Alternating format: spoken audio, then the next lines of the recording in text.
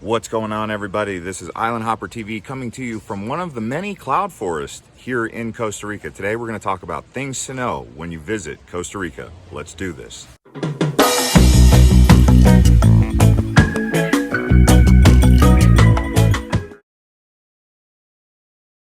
So when you come to Costa Rica, let's talk about things to see and do. There's a lot of stuff you're going to want to do, like these jet boat tours, catamaran tours, sunset cruises, booze cruises, where you just get out there and explore. Also, when you go into the tropical rainforest, like the volcanoes, Arenal, or there's 5 here, the hanging bridges, lots of tropical rainforest for you to explore and go see. Also, hikes, many different microclimates across Costa Rica that you guys can hike in. Just do be aware that you're going to need some mosquito repellent, because the mosquitoes will get you in certain areas and they won't get you in other areas. It just depends on what mosquito is going after you. But anyways, lots to see and do. The Caribbean side is different than the Pacific side, but many of the Pacific villages that you'll come across, Tamarindo, Samara, Santa Teresa, Evita, or Dominical, they're going to have a different vibe to them. These beach towns, surfer vibes, Jaco. There's really a lot to see and do. The more you get into Costa Rica, the more you want to explore. So that's what I've experienced. I've also talked to people who've come here and visited. They said they were here for 10 days. Guess what they ended up doing? Extending, and then extending again. That's the kind of place Costa Rica is. Things to see and do everywhere. All right, for the next thing, let's talk about things to know about entering into Costa Rica right now, here in November, and then moving forward. So right now, if you want to visit, if you are vaxxed, you don't need insurance. But if you're unvaxxed, you need insurance. Now, in January, the Costa Rican government has set forth a policy saying that if you are unvaxxed, then you might not be able to get into several hotels and some of these restaurants. They're going to leave it up to the discretion of the owners of the restaurants and the establishments, but they have to operate under 50% capacity. So we'll see how that pans out, but you're still allowed to come here as it stands right now, and the guidelines are constantly changing, but just keep that in mind moving into January 2022. Overall, I would say it is pretty easy. You just go onto the website, fill out a form, let them know where you're entering from. Supposedly also, you have to have a departure ticket. If you do book a departure ticket that you may need to change, probably do it with an American carrier instead of a Latin American carrier, because it's probably easier to get refunds or change your flight status. Just keep that in mind. All right, next up, let's talk about weather and things to wear when you come to Costa Rica. I will say this, especially as you get up into the highlands, Arenal volcano, any of the volcanoes in the interior, lots and lots of rain. So do be aware that you're going to want a rain jacket at the very least. It doesn't snow up here, even in the winter time, but it does get very cold. Now, when you go down to the coastline, you're going to want flip-flops and beach attire, even in the winter. So just be aware that you're going to have those two types of climatic differences. Even San Jose, the capital, a cold place. So keep that in mind when you come here. Also, tennis shoes, flip-flops, and maybe even a pair of hiking boots. All right, guys, let's talk about safety in Costa Rica. Is it safe? From my experience of all of Latin America, there was about 2 countries that were a little bit more safe than others. Chile in South America and Costa Rica. But here's what I've noticed about Costa Rica. The cities, they're kind of, well, I wouldn't exactly say they're the safest places like San Jose, but where Costa Rica really accelerates in safety is in the small towns. So as you get away from the bigger cities and you get into these small towns, it seems like Costa Rica just gets more safe. You'll notice at 10, 11 o'clock at night, women by themselves walking around the village, both tourists and locals. Women quite frequently riding bikes in these villages, long distance, walking by themselves. You don't see that in many places across the world. So that does speak a testament to the safety in Costa Rica. Like I said, the big cities, not so safe. There's a couple party towns like Jaco that might not be safe as well. But when you get out into these villages, these backpacker, eco-tourist communities, very safe. So I wanted to put that out there. All All right, let's talk beaches in Costa Rica. First, you have the Pacific Ocean side, and then you have the east side, which is the Caribbean side. We're currently sitting on the Pacific side where you get the sunsets. On the Caribbean side, you get the sunrises. Now, we're close to Papagayo. If we go south, we go to Manuel Antonio. But on the other side where the Caribbean is, the nice side you want to go to, south of Limon. A lot of people don't recommend going to Limon, so go to the old town. But that's the things to know about the beaches. You're not going to get that really clear water in Costa Rica. A lot of it is palm trees with more of like an iron colored sand. So a mix between mud and sand. But you're not going to get that clear water even in the Caribbean side that you get at some of the islands like Jamaica or the Virgin Islands. So just keep in mind, the beaches are nice, but the water's also not that warm. Yeah, so when you come to Costa Rica, there's a variety of different cuisines. There's desayuno, which is the breakfast. As you can see, I got this very authentic Costa Rican breakfast. We'll also show you some of the lunch and dinner. We're also going to get some good ceviche here in Costa Rica. So let me keep showing you guys around. And here is gallo pinto, a breakfast. You've also got tons of seafood options, ceviche, lobster, chifrio, casado.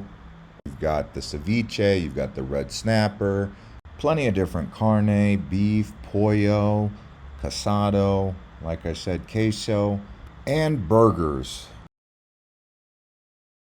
So when it comes to seeing wildlife in Costa Rica, there's a couple things you'll want to know. There's sloths, there's monkeys. There's 4 different species of monkeys. So far, I personally have seen 3 of them. I've seen the squirrel monkey, the Congo monkey, which is the howler monkey. I've also seen the white-faced monkey, but then they also have 2 types of sloths here, the 2-toed sloth and the 3-toed sloth. One of them has a face like Chewbacca. Also, whale season. They get whales off the coast in the months of August, September, sometimes even into October. So they're blue whales. Then they get a little bit of humpback whales down here. Best place to see that is probably Marino Ballena in the south by Uvita. Other types of wildlife like birds, macaw, the parrot, the red parrot. It's called a Cabo Roja, I believe, but also known as a guacamaya. Another bird that's really popular here, they've got the toucan, so that's cool, and a quetzal. It's this green bird that you can only find in the highlands. Lots of wildlife all across Costa Rica, so you're definitely going to want to get out there and do some night hikes or even afternoon jungle hikes through the forest and all that jazz. Really a great place to see wildlife, one of the most biodiverse places I've ever been. So let's talk about the people of Costa Rica. They're actually called Ticos or Ticas. T-I-C-O-T-I-C-A, depending on if they're male or female. That's the name for the people in Costa Rica.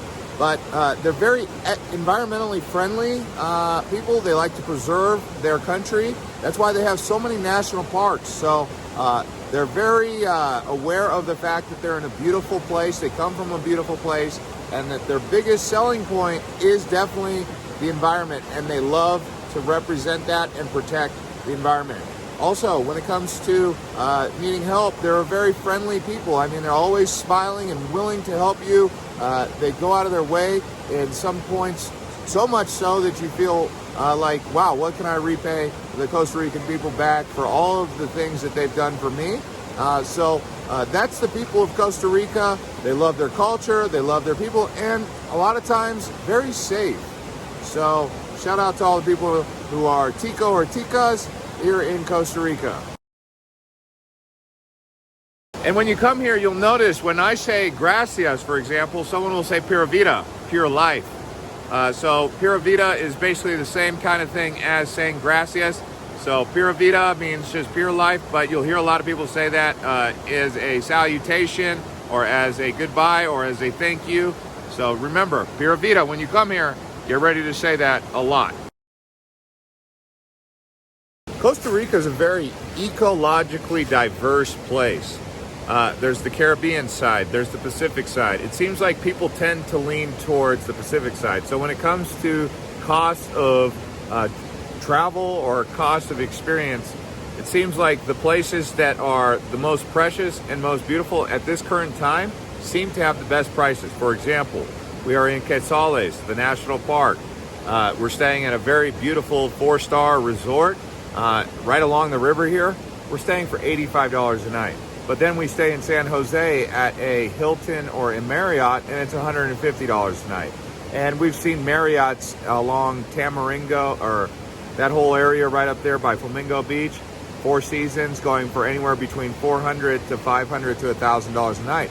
But I found that actually when you get out there into these eco resorts where there's not these chain hotels, you'll get that same kind of 4-star, 5-star experience, but in a beautiful ecosystem for a really good price. So when it comes to accommodation, don't be scared to get out there and explore some of the off the beaten path lodges or eco resorts, eco retreats, because you'll get really good prices and an even better experience than just staying at the Marriott or the Hilton. Now, don't get me wrong, I'm a Bonvoy member, I'm a Hilton Honors guy, but when it comes to Costa Rica, if you get out there in those hidden retreat areas like I'm at right now in the Quetzales National Forest, I mean, it's like heaven on earth. I mean, we've done glamping. There was camping right near the glamping site. Glamping is fairly new here in Costa Rica.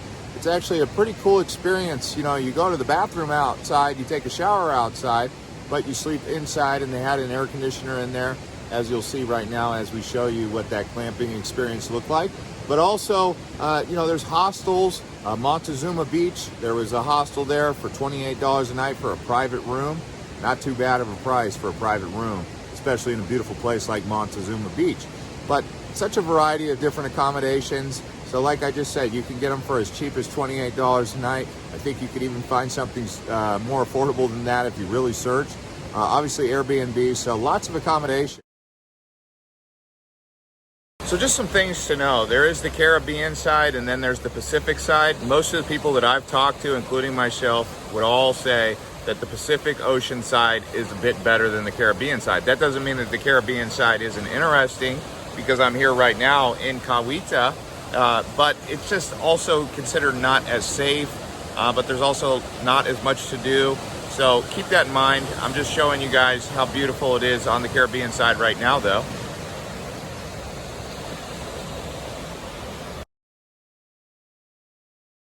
All right, let's get into the subject of cost of living and money, right? So when you're out here, you're gonna be asked to transact in either colones or dollars. Most ATMs will distribute either one. The benefit of using colones is that you get a better conversion rate, so they don't charge you as much as they would if it was dollars. There's a couple times where I definitely paid more in dollars because I opted to use the dollars over the colones. So I would recommend definitely having some colones on hand and understanding that currency. Now let's talk about when you're out to eat. So the way they do it is they include 10% in the bill when you're out to eat. That's the propina, that's the service charge. So you can give an extra tip. Propina is tip in Espanol, in case you didn't know. So you say, donde propina, where's the tip? Just giving you a little Spanish for you right there. But another thing to keep in mind is, like I said in previous segments, there's a local price, there's a tourist price, and then you always want to get somewhere in between. The idea that you're going to get a local price is very seldom. You're not going to get the local price unless you're out in some village where there is no tourist. Then they'll just give you the local price, and that price can be really, really low. I mean, I've stayed in a hotel that was $40 that could have easily gone for $120, but because it was a local hotel that locals stayed at, I got the local price, and there wasn't anything else to say or do about that. So definitely the local price is way lower than what most of the gringos are paying right now, just letting you know. You know, let me say something about money and cost in Costa Rica, because it's really possible to spend a lot of money in Costa Rica really quickly. There's the Costa Rican price, then there's the tourist price, and then there's somewhere in between. You probably as a tourist want to be somewhere in between, but it's really easy to get a tourist tax that is out of this world expensive. And one of the greatest ways to avoid that is by going with a tour company. So when you go with these freelance workers or these freelance people, that's when they really will stick it to you. Some way, somehow, they caught wind that tourists will pay this absurd amount of money for a lot of different things, And so when you're stuck with freelancers, you will pay that. Just letting you know, when I talk about freelancers, freelance tour guides, freelance taxi guides, people on the street, they just like to tax the tourists. You want to avoid that? Just go with the official tour companies, find those guys and really love them, show them a lot of respect because they're charging the fair price more often than not. When you come to Costa Rica, be ready to have a good time, lots of adventuring, plenty of waterfalls, rainforest. It seems like you just can't get enough of the rainforest. It's always around. There's only 2 main airports, one in the north, one in the middle. So I would definitely recommend getting a rental car, like I said, if you get a chance. Hope you guys enjoy Costa Rica. Crush the like button if you guys love Costa Rica, and we'll see you on the next one.